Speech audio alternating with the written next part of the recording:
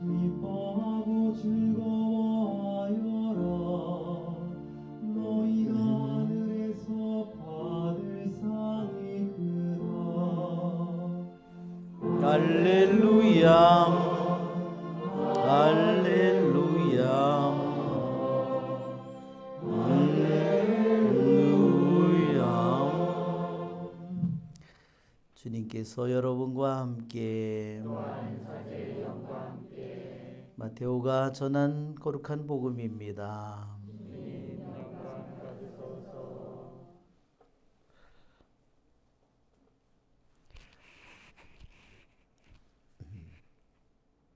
그때 예수님께서는 군중을 모시고 산으로 오르셨다. 그분께서 자리에 앉으시자 제자들이 그분께 다가왔다. 예수님께서 입을 여시어 그들을 이렇게 가르치셨다. 행복하여라 마음이 가난한 사람들, 하늘나라가 그들의 것이다. 행복하여라 슬퍼하는 사람들, 그들은 위로를 받을 것이다. 행복하여라 온유한 사람들, 그들은 땅을 차지할 것이다. 행복하여라 의로움에 줄이고 목마른 사람들, 그들은 흡족해질 것이다. 행복하여라 자비로운 사람들, 그들은 자비를 입을 것이다. 행복하여라 마음이 깨끗한 사람들, 그들은 하느님을 볼 것이다. 행복하여라 평화를 이루는 사람들, 그들은 하느님의 자녀라 불릴 것이다. 행복하여라 의로움 때문에 박해를 받는 사람들, 하늘나라가 그들의 것이다. 사람들이 나 때문에 너희를 모욕하고 박해하며 너희를 거슬러 거짓으로 온갖 사악한 말을 하면 너희는 행복하다. 기뻐하고 즐거워하여라. 너희가 하늘에서 받을 상이 크다. 주님의 말씀입니다. 말씀으로 우리 죄를 사소서. 아멘. 참 예수님,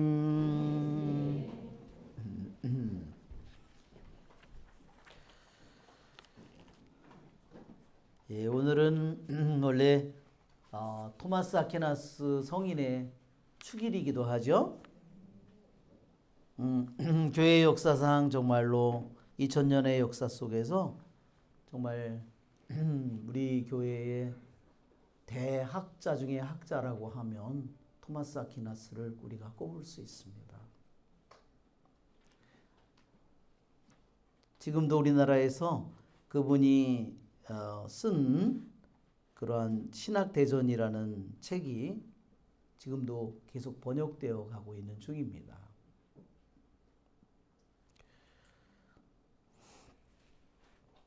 정말 그분의 그러한 책을 내용을 보면 정말 어떻게 이런 글을 쓸 수 있을까? 전부 다 그 내용이요, 질문과 대답으로 되어 있어요. 질문과 대답, 질문과 대답 이렇게 되어 있습니다.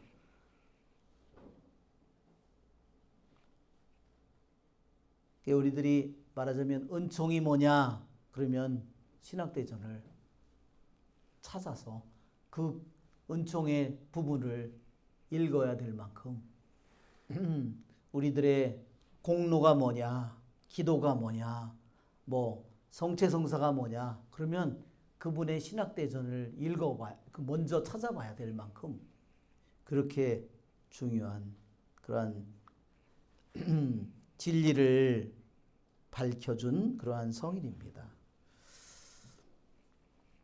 그런데 그분이 어느 날 40대 어느 날 미사를 드리는 중에 하느님을 만났습니다. 미사를 드리다가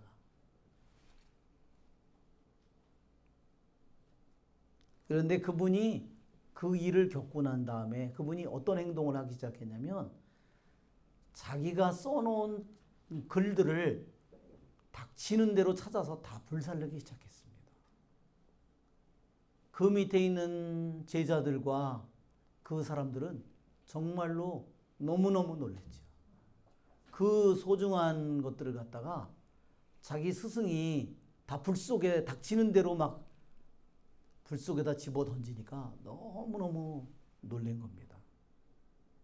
그리고 또 한 가지는 그분이 더 이상 글을 쓸 수 있는 힘을 잃어버린 겁니다.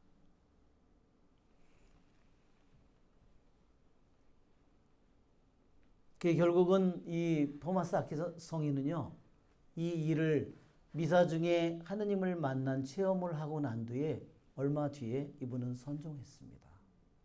그러니까 영혼과 육신이 완전히 하늘로 빨려 올라간 것처럼 그렇게 돼버린 거죠.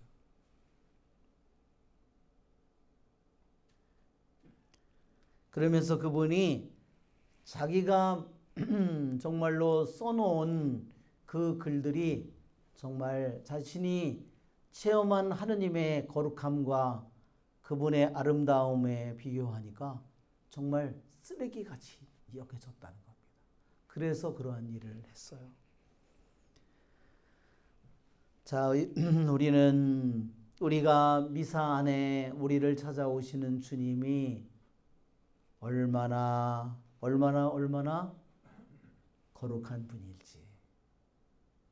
그렇죠?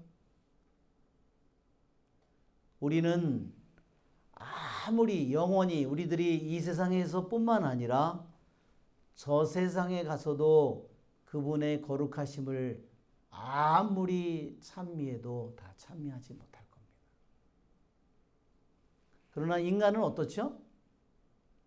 하다 보면 그 다음에 질리게 되겠죠? 아무리 멋있는 사람이 아무리 영화 배우가 멋있고 아무리 해도 얼마를 하다 보면 질릴 거 아니에요. 그러나 하느님에 대해서는 영원히 그분의 아름다움을, 그분의 거룩함을 아무리 우리가 찬미한다 하더라도 끝이 없을 거라는 이것을 우리들이 생각할 때 우리들이 내가 정말 어떤 분을 모시고 있는 거지 내가. 그래서 성인들은요, 자기가 하느님을 다 할 수 있을 만큼 다 사랑하지 못하기 때문에 맨날 울고 있는 성인들이 있었던 겁니다. 너무너무 자기의 모든 마음을 다해서 그분을 사랑하고 싶은데 그렇게 사랑하지 못하는 자기의 마음이 너무너무 하느님에게 죄송한 거예요. 오늘 여러분 주님에게 그 마음을 그런 마음을 저에게 달라고 청하시기를 바랍니다. 알았죠? 우리들이 하느님의 진실하심을 내가 아무리 믿고 내가 이 세상에서 내 목숨을 다 바쳐서 내 마지막 피 한 방울까지라도 다 바쳐서 내 모든 것을 다 바쳐서 그분을 믿는다 하더라도 턱없이 모자랄 거 아니에요. 그렇죠?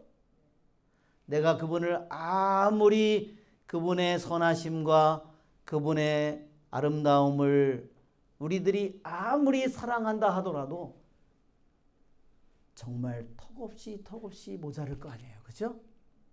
그러니 주님 저의 이 보잘것없는 저의 사랑을 용서해 주십시오. 주님, 당신에게 정말로 당신의 품위에 맞지 않는 정말 보잘것없는 나의 기도, 나의 믿음, 나의 희망, 사랑을 당신에게 바치는 저를 정말 용서해 주십시오. 제 이 보잘것없는 이 저의 마음을 주님 용서해 주십시오. 우리들이 오늘 그렇게 먼저 그분에게 청하도록 합시다.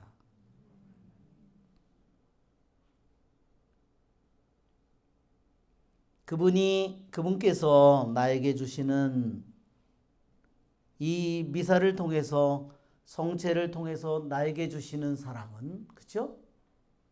끝이 없는 거죠. 정말로 내 인간의 머리로 다 절대로 이해할 수 없는 정말로 그렇게 무한한 하느님의 끝없는 영원한 사랑이 나에게 우리들 한 사람 한 사람에게 흘러내리고 있는 겁니다. 우리들이 죽으면 뭐를 가슴 아파할까요? 아, 내가 그분에게 이렇게 거룩하고 아름다운 분에게 이렇게 선하신 분에게 내가 그분에게 요만한 믿음과 요만한 사랑 그거를 밖에 못 드렸기 때문에 나는 정말 가슴이 찢어지는 듯이 아플 거예요. 그죠? 뭘 아파할까요? 그죠? 그거를 아파하겠죠. 그러기에 우리는 우리의 계명이 왜 내 마음을 다해서 내 목숨을 다해서 내 힘을 다해서 한 분이신 주님을 사랑하라. 그것이 첫 번째 계명이고 그것이 마지막 계명이죠. 그것이 영원한 계명이에요. 영원한 계명입니다. 우리는 우리들이 나의 재산을 다 바쳐서 내 힘을 다 바쳐서 모든 것을 다 바쳐서 우리들이 일생 내내 단 한순간도 헛들이지 않고 한다 하더라도 그분의 사랑에는 턱없이 갚기에는 너무나 부족한 사랑일 것입니다. 그러기에 그분의 이렇게 진실하고 아름답고 거룩한 사랑을 우리들이 받고 있다는 사실을 내가 믿지 못하는 것은 그것은 얼마나 그분을 깊이 그분의 가슴을 찌르고 그분의 머리를 찌르고 그분의 심장을 찌를까. 그렇죠? 예, 내가 흉악무도한 죄를 지어서가 아니라 내가 끔찍한 죄를 지어서가 아니라 하느님의 그 순수하고 거룩하고 진실하고 선한 그분의 사랑을 믿지 못하는 것보다 더 깊이 그분을 찌르는 것은 없을 것이다.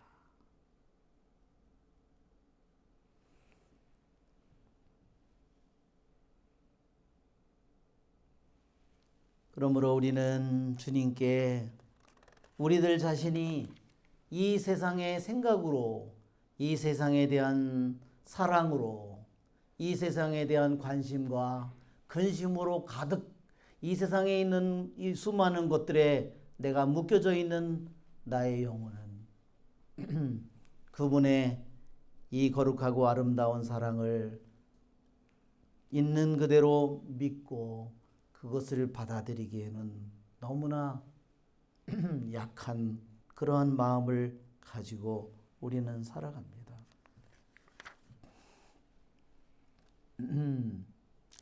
주님께서 그래서 오늘 복음에서 이렇게 말합니다. 행복하여라 마음이 가난한 사람들. 하늘나라가 그들의 것이다. 그래요. 또 한편으로 이것을 다르게 우리들이 이 말을 하면 불행하여라 마음이 욕심으로 가득 찬 사람을, 불행하여라 마음이 세상으로 가득 찬 사람들, 불행하여라 마음이 세상의 즐거움으로 가득 찬 사람들. 세상의 나라가 너희 것이. 세상의 나라는 그러나 영원하지 않습니다. 내가 죽는 순간에 내 자산도 남의 것이 될 것이고 내가 아무리 아끼던 물건이라 하더라도 다 남의 것이 될 것이고 내가 가진 땅도 내가 가진 모든 것도 남의 것이 될 겁니다.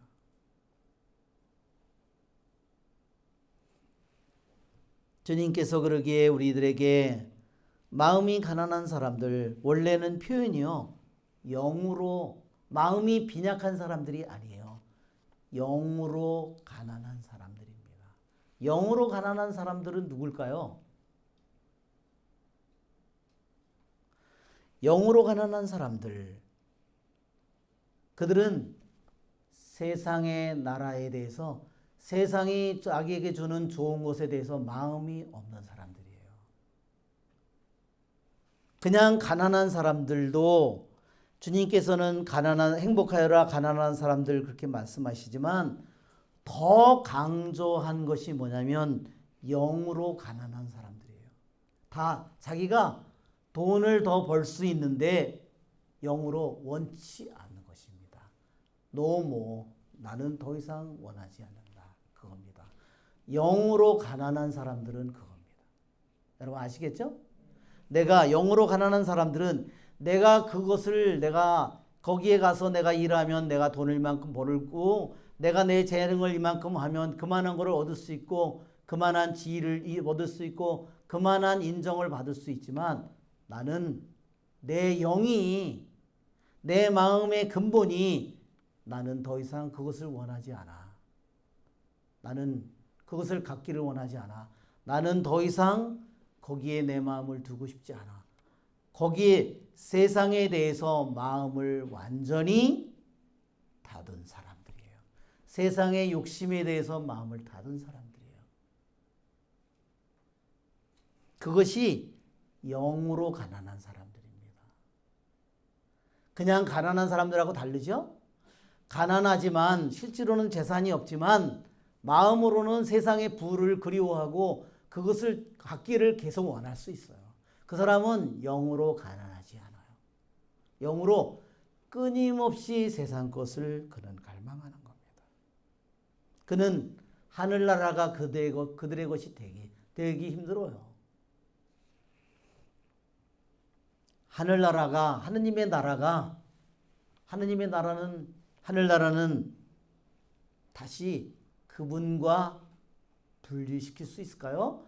하늘나라는 곧 하느님의 나라고 하느님의 나라와 하느님을 분리할 수 있을까요? 하느님의 나라와 예수님을 분리할 수 있습니까? 분리할 수 없죠. 하느님의 나라와 성령과 분리시킬 수 있습니까? 네. 그래서 사도 요한은 말하는 겁니다. 세상과 세상에 속한 것을 사랑하는 자에게는 하느님을 향한 사랑이 없습니다.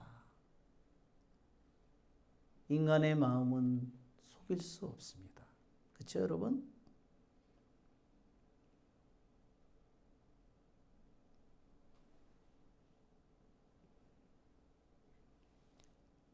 세상의 나라에서 자기가 남들보다 더 좋은 것을 갖기를 바라고 남들보다 더 세상의 물질을 축복을 받기를 바라고 남들보다 더 세상의 축복을 많이 갖기를 바라는 사람이 어떻게 주님께서 행복하여라 영으로 가난한 사람들 하늘나라가 너의 것이다 그렇게 말하겠습니까? 그렇죠? 그래 너는 세상의 나라의 좋은 것들을 내가 계속 원했기 때문에 내가 너에게 줄 몫은 없다 그렇게 말할 거 아니에요. 너는 그것을 원했고 너의 인생을 그것에 다 보냈고 내 마음과 정신과 관심과 내 에너지와 모든 힘을 너는 거기에 썼다. 그렇죠? 너는 내가 원하는 것을 얻게 될 것이다. 그렇죠? 자기가 뿌린 대로 거두겠죠. 그들에게 하느님께서 너는 내 일생을 통해서 너에게 세상에 좋은 것을 얻을 수 있지만 너는 그것을 원하지 않고 너는 오직 하느님을 바라보면서 하느님을 그리워하면서 세상의 것들과 싸우면서 살았다고 말하지 않겠죠?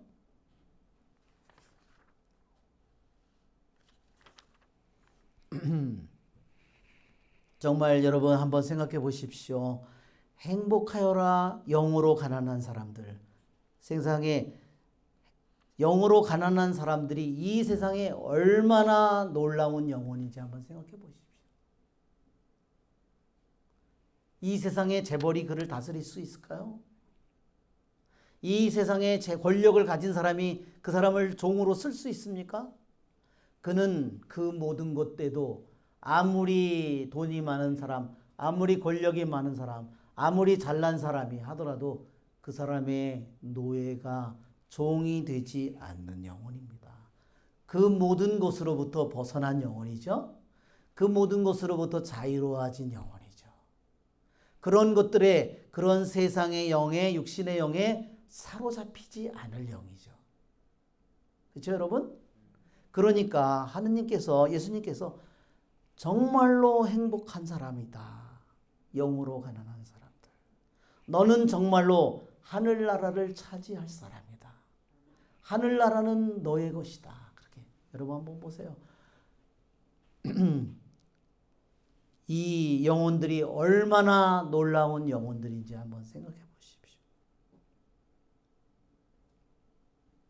그는 세상에서 많은 슬픔을 겪을 것이고 많은 고통을 겪을 것이고 많은 냉대를 겪을 것이고 그렇죠? 많은 비웃음을 겪을 것이고 그렇죠? 한번 보세요. 우리들이 살고 있는 이 세상이 노아의 시대와 다릅니까? 수많은 신앙인들조차 하느님을 버리고 세상에 절을 하고 그렇죠? 세상에 경배를 드리고 그렇게 살아가고 세상의 이 물에 휩쓸려 가고 있는 이 시대에 우리가 살고 있어요. 우리는 노아 시대와 똑같은 시대에 살고 있는 겁니다. 내 마음이 노아의 방주처럼 안팎으로 역청이 칠해져 있지 않다면, 영으로 가난해지지 않는다면 나의 영혼의 배는 세상의 것들이 침투해서 나의 영혼의 배는 이 세상의 안에서 침몰해서 이 세상 속으로 가라앉아 버리고 말 겁니다. 그렇죠, 여러분? 며칠 전에 여러분 우리 고등학교 3학년 올라가는 우리 예비 신학생들이 있어요. 4명 우리 3명 학생하고 청년 기도를 받았습니다. 그런데 주님의 부르심을 받은 것은 확실해요.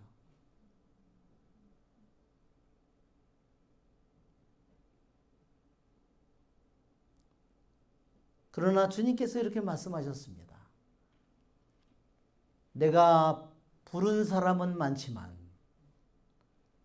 응답한 사람은 얼마나 적은가.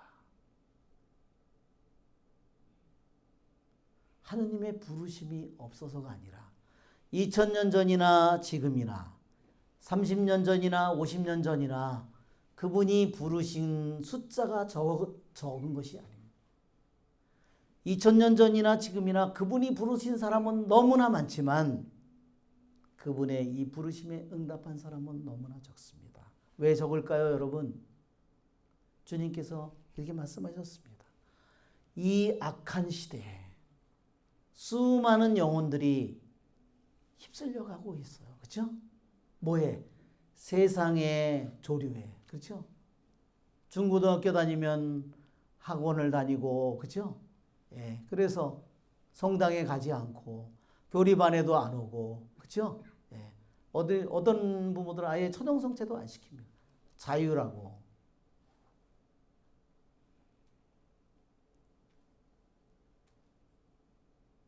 세상의 이 악한 이 탕류가 이미 부모의 마음속에도 자리를 잡아서 거기에서 작동을 하고 있잖아요. 머릿속에서 작동하고 있거든요. 그 사람들이 그렇게 자녀를 가리키는, 그렇게 하도록 만드는 그 사고방식은 어디서 온 사고방식이에요? 하느님의 영이 아니에요. 그렇죠? 세상의 영이죠. 공부해라. 그렇죠? 성공해라. 그렇죠? 그거죠. 하느님은 우습죠. 하느님은 짓밟는 거죠. 그러면 그 사고방식이 아이들에게도 가. 나중에 큰 다음에 성당 가라. 왜 학원 다니라고 해서 인제서 나보고 성당 가래? 말을 안 듣죠. 이미 시간이 지났습니다.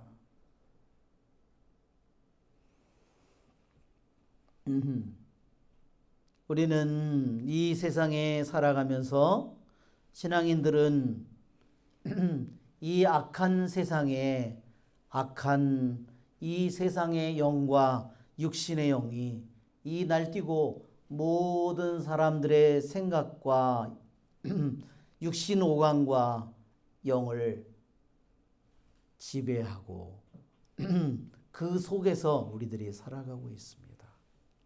그래서 세상이 중심이 된 사람들은 영으로 가난해질 수 없습니다. 그들은 바알에게, 이 세상의 바알에게 무릎을 꿇을 수밖에 없고 거기에 경배를 드릴 수밖에 없습니다.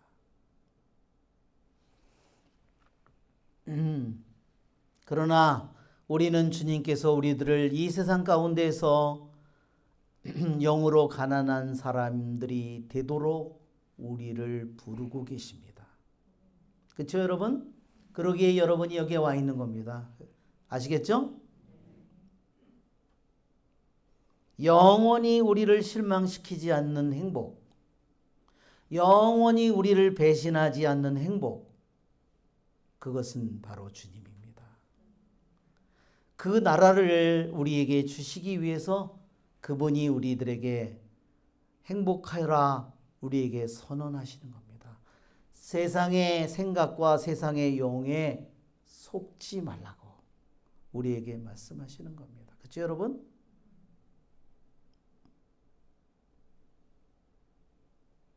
여러분, 우리는 이미 그분의 영원한 사랑, 우리들이 머리로, 우리들의 마음으로 아무리 내가 내 마음과 내 생각과 내 힘을 다해서 그분을 믿으려고 해도, 그분의 사랑을 믿으려도 믿을 수 없는 그 크나큰 사랑으로, 그 무한한 사랑으로 나를 사랑하고 계십니다.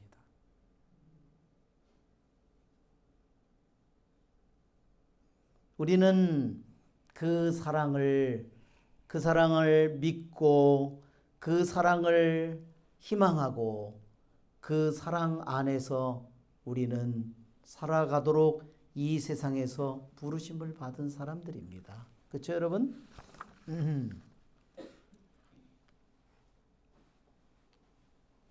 오늘 주님께서 우리들에게 이렇게 말씀하셨습니다. 여러분이 부르심을 받았을 때 생각해 보십시오.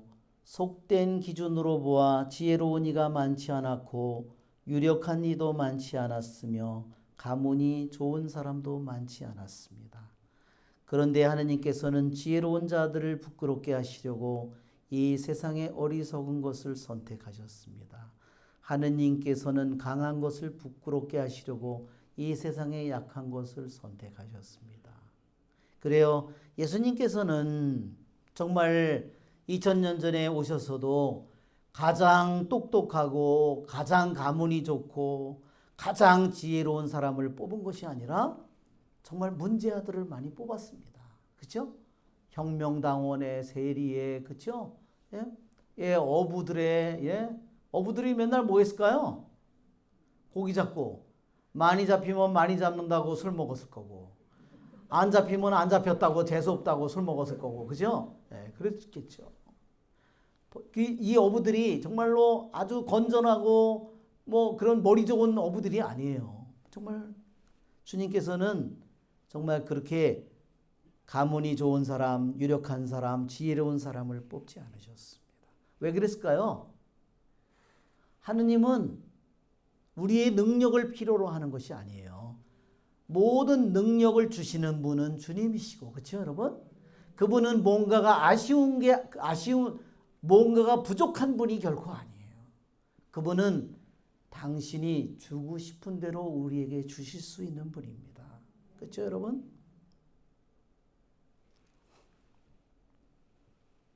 여러분, 우리들은 어떤 사람이 되도록 부르심을 받았나요?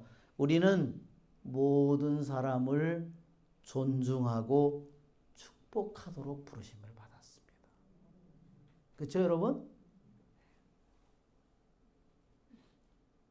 왜냐하면 주님께서 우리에게 어떤 사람은 똑똑한 사람으로 만드셨고, 어떤 사람은 인물이 좋게 만드셨고, 어떤 사람은 키가 좋고, 어떤 사람이 몸매가 쭈쭈빵빵으로, 어떤 사람은 몸매도 안 좋고 키도 별로고 인물도, 그렇게 만든 분은 누굴까요?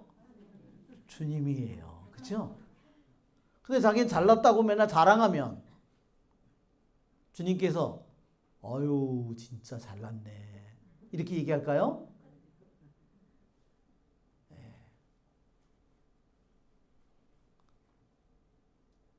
하느님의 만드신 손길 안에서, 그렇죠 여러분?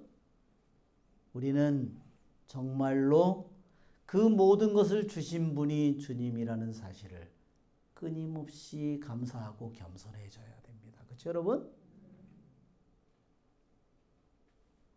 너는 돈을 많이 줬더니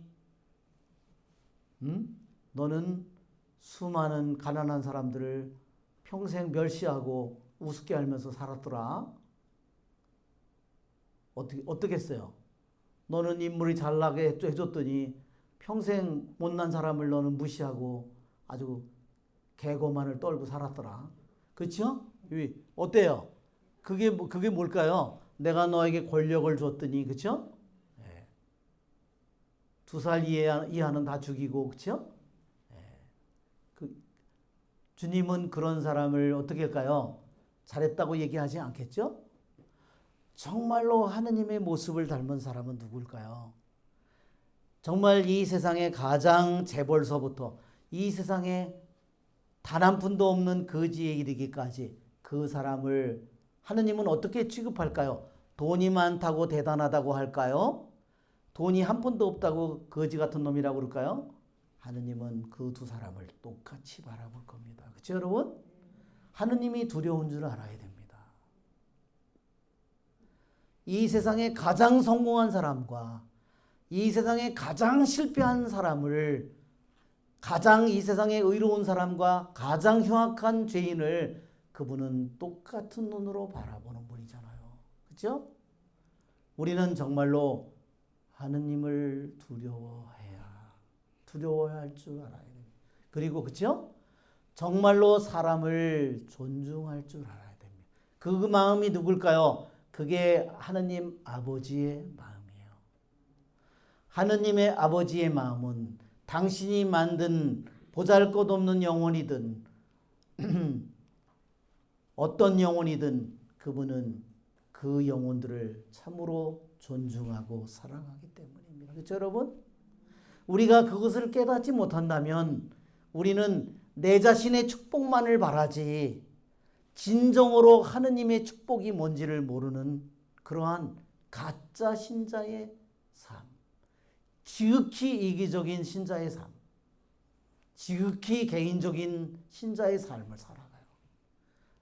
지극히 교만한 영혼의 삶을 살아갑니다. 그렇죠 여러분? 그런 사람은, 그런 신자들이 10억이 있어도 세상을 변화시킬 수 없습니다.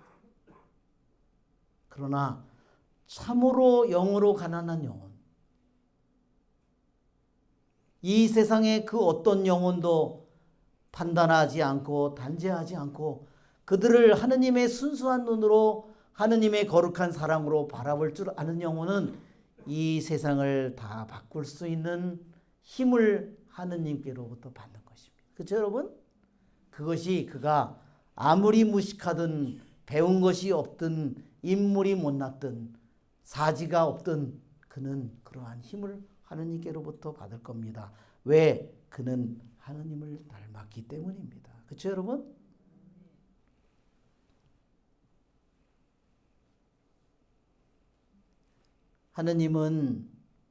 하느님께서는 선한 이나 악한 이에게나 똑같이 햇빛을, 똑같이 비를 내려주시는 분이시라고 그랬죠. 그렇죠 여러분? 우리는 그분의 이 마음을 내가 기억하지 못한다면 우리들의 신앙생활이 내 자신만을 위한 삶을 살아가요. 그는 절대로 이 세상에서 평화를 얻을 수 없습니다.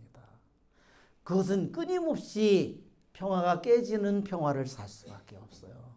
왜? 지극히 개인적이고 이기적이고 자기중심적이기 때문입니다. 그렇죠 여러분? 그것은 반드시 깨져야 될 평화예요. 왜? 그것은 진정한 평화가 아니고 완성된 평화가 아니고 하느님이 주신 평화가 아니기 때문에 그 평화는 깨져야 합니다.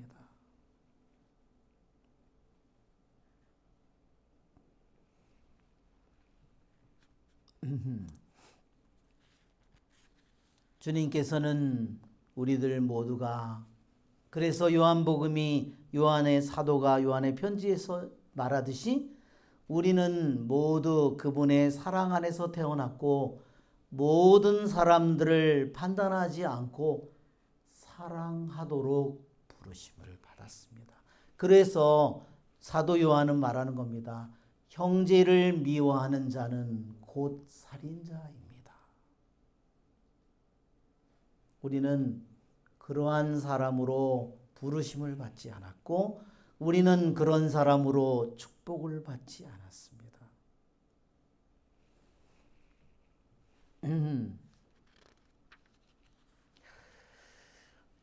오늘 일독서에 이렇게 말합니다.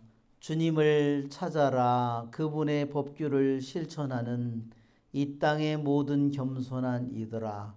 의로움을 찾아라. 겸손함을 찾아라. 예, 우리가 주님을 의로움이 없이 겸손함이 없이 주님을 찾을 수 없습니다. 그래서 교부들은 우리들에게 말하는 겁니다. 이 세상에 단 한 명이라도 우리들이 존경하지 못하는 사람이 있다면 아직 성덕의 길에 한 발자국도 진보했다고 생각하지 말아라. 예수님 그분 자체도 이 세상에 오셔서 우리 죄 많은 죄인들을 판단하지 않고 우리들에게 발을 씻어주시고 배신해서 갈 유다의 발까지도 씻어주시고 십자가에서 그 유다를 위해서도 기도를 당신의 피를 흘려주시는 그분을 우리의 주님으로 모신 사람이 우리고 그분을 닮겠다고 하는 사람들이 우리고 그분의 사랑과 하나가 되겠다고 하는 사람들이 우리입니다. 그런데 내가 남을 판단하고 단죄하고 내가 교만하다면 나는 주님을 닮은 것이 아니라 나는 주님을 찾는다고 말하지만 사실은 주님을 실제로 찾지 않는 사람입니다. 자기를 찾고 세상을 찾는 사람입니다.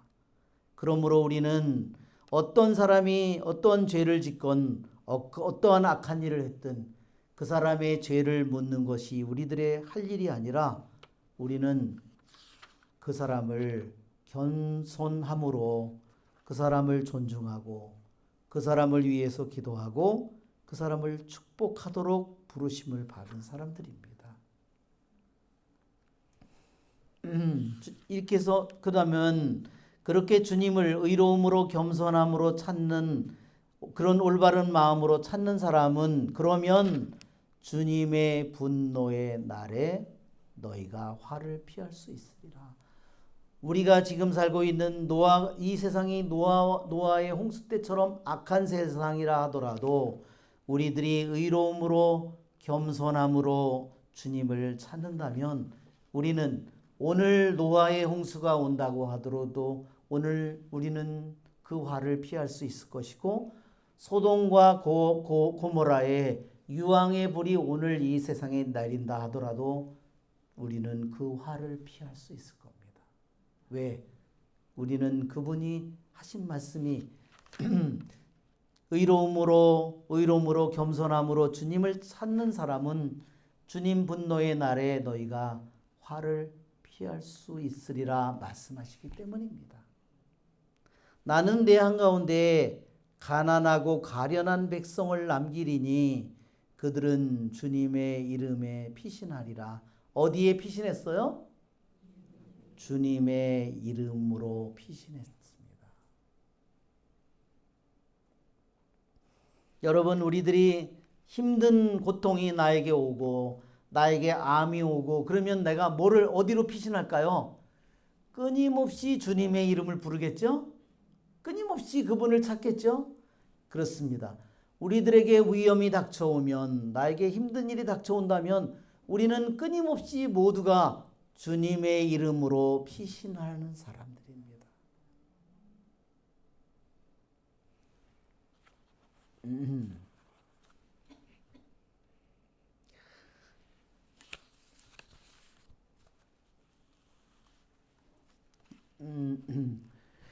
우리 한번 저기 한글 파일에 홀리 네임 오브 지저스를 한번 볼까요?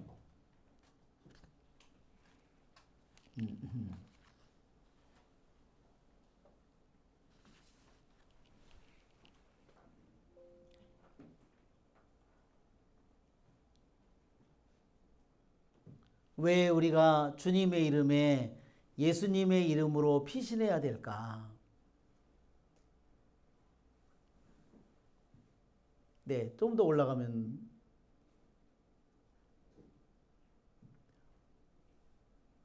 예, 거기 같은데.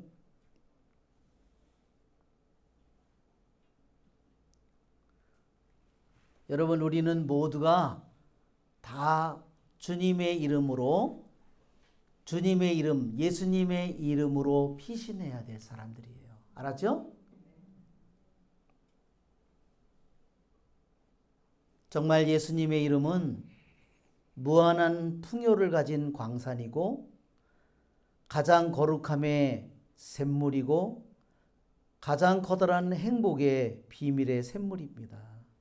그것은 가장 슬픈 마음을 가진 영혼을 위로하고 가장 연약한 죄인들을 강하게 만들어주고 모든 은총을 우리에게 얻어다 주는 그러한 이름입니다. 우리는 예수님의 이름이 가진 의미를 먼저 이해해야 합니다. 여러분, 우리가 기도할 때 모두 예수님의 이름으로 기도하죠? 왜 그러냐? 요한복음 14장에 뭐라고 그러죠? 너희가 내 이름으로 아버지께 청하면 그것을 들어주실 것이다 그랬어요. 그래서 모든 기도를 그것으로 끝맺음을 하는 것입니다. 우리가 예수님이라고 단 한 번 부르는 순간에 우리는 하느님에게 무한한 영광과 기쁨을 드린다고 했습니다. 즉 우리는 예수님의 이름이 가진 구원의 공로, 우리 필립비 2장 8절에 그분은 당신 자신을 낮추셔서, 그렇죠? 한번 우리 한글 파일을 다른 거를 볼까요? 필립비서 2장이라고 되어 있는. 그분은 왜 우리들에게, 그분의 예수님의 이름이 왜 우리에게 구원을 가져다 주는 이름인가? 한글 파일을 보면, 맨 위를 보면 한번 우리가 같이 읽어볼까요? 그리스도 예수는 하느님과 본질이 같은 분이셨지만 굳이 하느님과 동등한 존재가 되려 하지 않으시고 오히려 당신의 것을 다 내어놓고 종의 신분을 취하셔서 우리와 똑같은 인간이 되셨습니다. 아니, 하지 마세요. 그냥 이렇게 인간의 모습으로 나타나 당신 자신을 낮추셔서 죽기까지, 아니 십자가에 달려서 죽기까지 순종하셨습니다. 그러므로 하느님께서도 그분을 높이 올리시고 모든 이름 위에 뛰어난 이름을 주셨습니다. 그래요. 예수님의 이름에 모든 이름 위에 가장 높은 이름이 바로 예수님이라는 겁니다. 그래서 우리들이 예수님이라고 한 번 부르는 순간에 우리는 하느님 아버지를 말하자면 찬양하게 된다는 겁니다. 왜? 당신의 아들의 죽음과 순환을 통해서 우리들에게 모든 구원의 사랑과 공로를 우리에게 가져왔기 때문입니다. 이 필립비서 2장 8절이 그걸 말하는 겁니다. 그래서 뭐냐면 원래 다르게 번역한다면 모든 이름 위에 있는 예수님의 이름, 모든 무릎이 예수님의 이름 앞에 무릎을 꿇을 거고 모든 혀가 그분을 찬미할 거라, 그런 뜻입니다.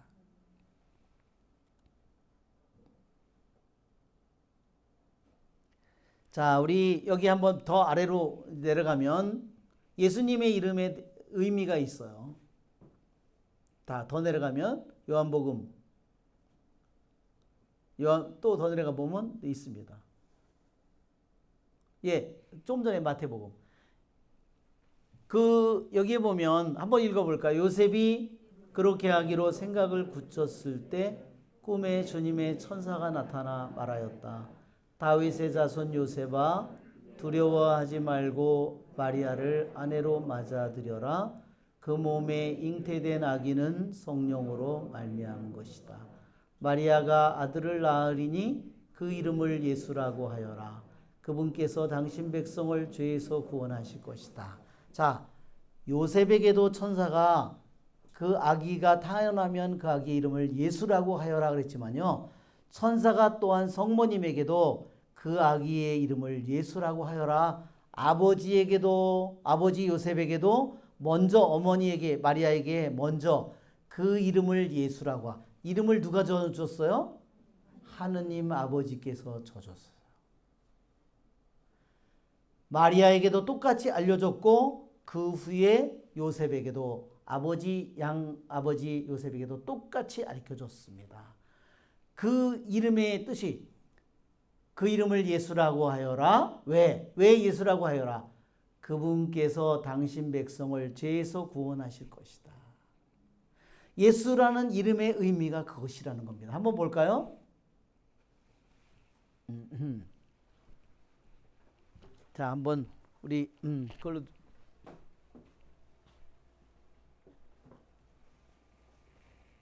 자,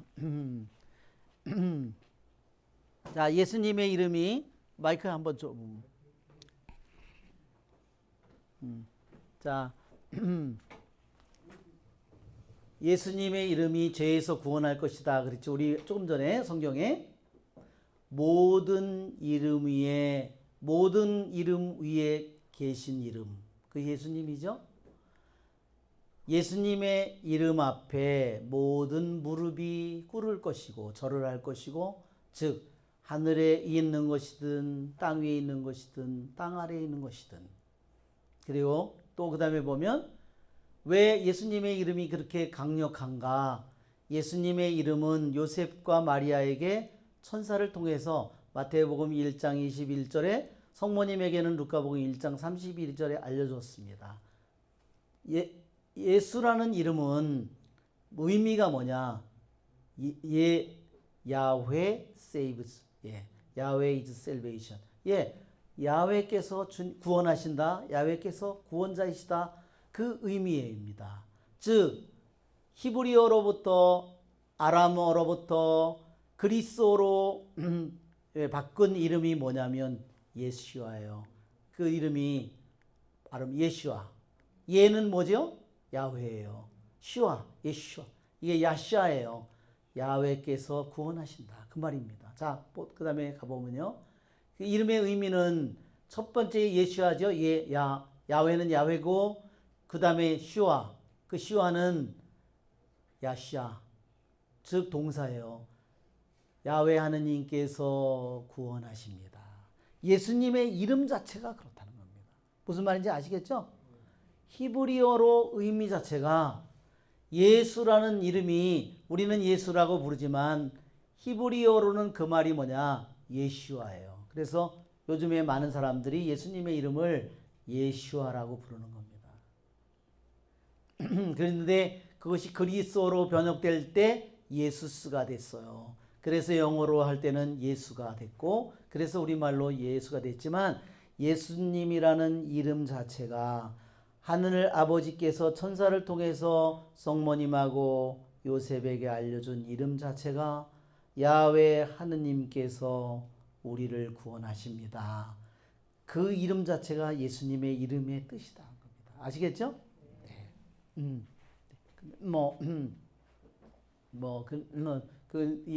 그 다음에 내용은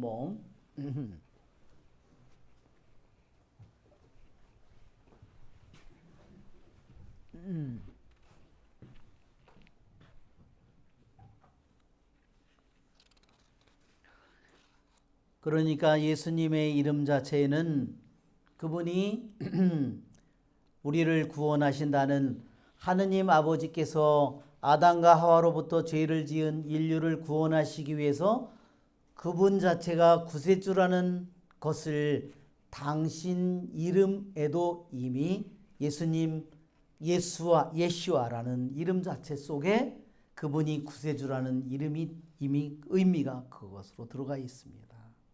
그러기에 그분의 이름은 모든 이름 위에 높이 계신 이름이고 모든 무릎이 그분의 이름 앞에 그분의 옛날에는 그분의 성명 앞에 무릎을 꿇고 모든 혀가 이사야 45장 23절에 말한 것처럼 모든 혀가 그분의 이름을 찬미할 것이다 그랬습니다.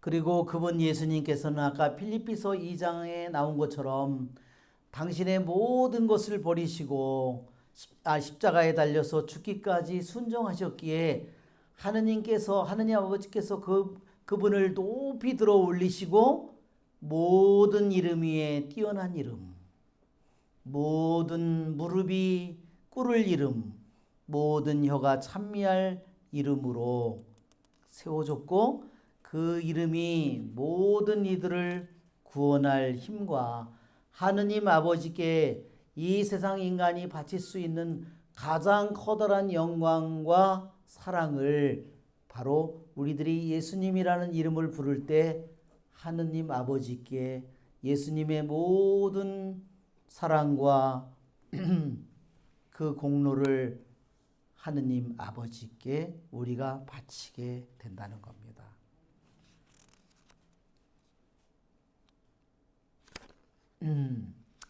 예, 이처럼 우리 교회의 역사 속에 성경에 이런 한 구절 한 구절이 우리들이 그래서 그분의 이름을 예수님의 이름을 우리들이 힘들고 내가 기도가 안 되고 집중이 안 되고 그럴 때 우리들이 가장 쉽고 가장 강력한 기도가 하느님 날 구하소서 주님 오소서 날 도우소서 그 기도를 하듯이 우리들이 예수님 마리아 이 이름을 우리들이 부를 때 가장 쉽고 가장 강력한 기도가 되고 우리들이 단 한 번이라도 예수님의 이름을 부를 때 하느님 아버지께 가장 큰 영광을 드리게 되고 우리가 예수님이라는 이름을 부를 때 우리는 하느님께로부터 가장 커다란 은총을 입게 될 것이고 또한 우리들이 온 세상에 바쳐지는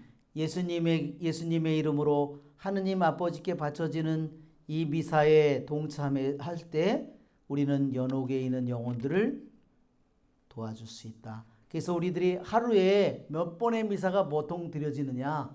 약 40만 번 내지 50만 번의 미사가 바쳐지고 있다는 겁니다. 그만한 사제가 있으니까.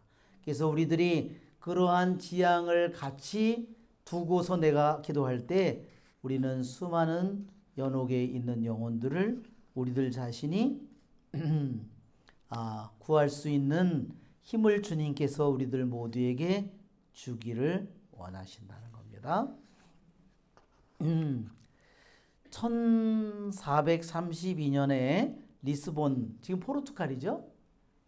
큰 질병이 생겨나는데 전염병이 얼마나 심했는지 사람들이 식탁에서 밥을 먹다가도 죽고 거리에서 걸어가다가도 죽고 집안에서도 쓰러져 죽고 상점에서도 죽고 성당 안에서도 죽고 그래서 사제들도 의사들도 간호원도 그렇게 수도 없이 죽어서 쓰러지니까 많은 사람들의 시신이 그냥 길거리에 묻히지도 않고 그냥 던져졌답니다.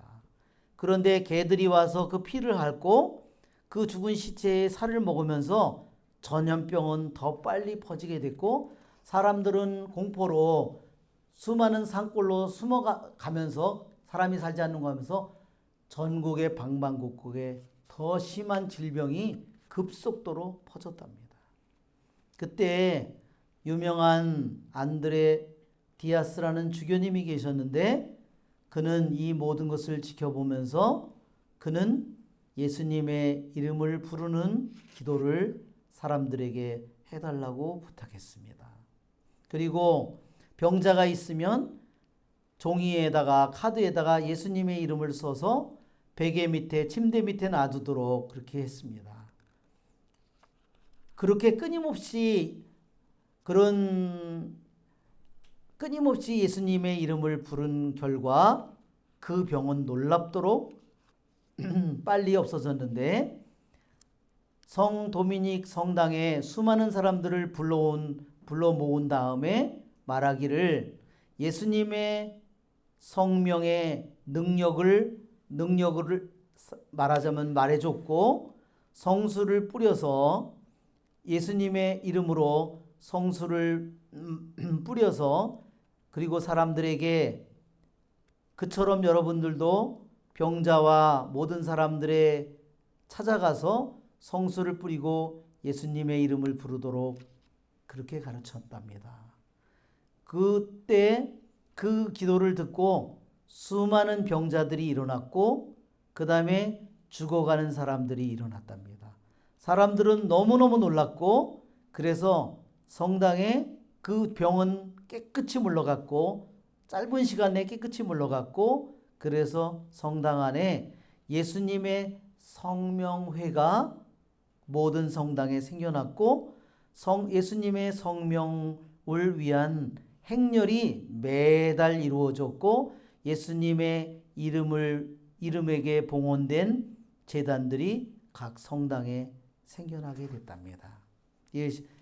이러한 예수님의 성명을 통해서 이루어진 이러한 많은 역사들이 너무나도 많이 있어요. 그래서 여러분들이 그것은 앞으로 책을 찾아보면 될 것 같고요. 그래서 우리들이 이것을 얘기한 것은 우리들이 여러 가지 수많은 유혹을 받을 때, 우리들이 마음이 혼란스러울 때, 내가 마음이 위축될 때, 내 마음이 외로워질 때, 내가 나 마음이 힘들어질 때, 우리들 모두가 예수님의 이름을 부르는 것은 가장 쉬우면서도 가장 강력한 기도라는 거. 그래서 여러분, 우리들 모두가 예수님의 이름에 피신하라. 예수님의 이름보다 더 강한 무기, 더 강한 피신처가 없다는 겁니다. 아시겠죠, 여러분? 여러분, 만일 원자폭탄이 떨어진다, 어떤 적이가 한다 하더라도, 어떤 일이 온다 하더라도 여러분이 주님의 이름에 피신하기를 바랍니다. 우리의 좋으신 주님을 찬미합시다.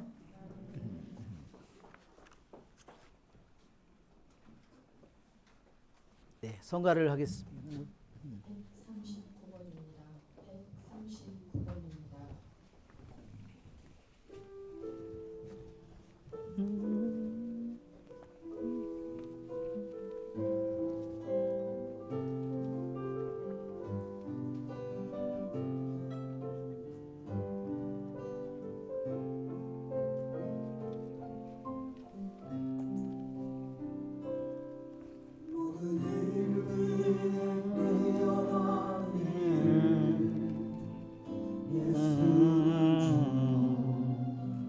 예수는 주